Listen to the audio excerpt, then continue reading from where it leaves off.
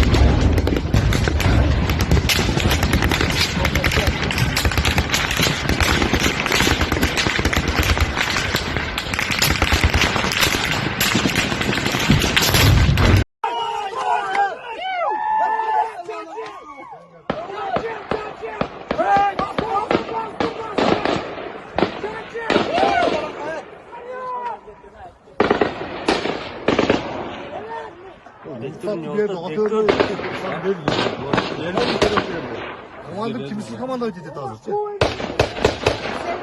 Молодец нахуй. O zaman korkutucu taksi.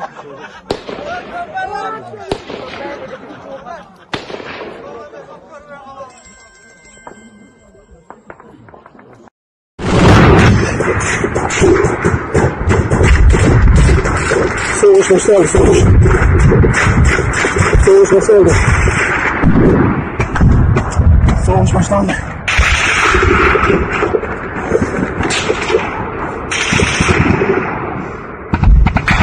Soğuş başlandı.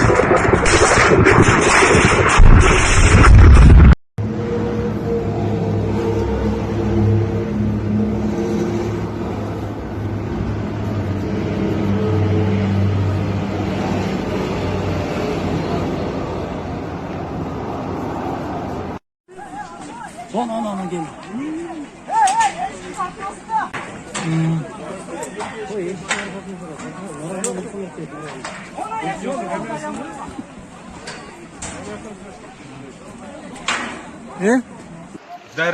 Ulug'bek Ma'ripov aytgan yer mana shu ayt mana.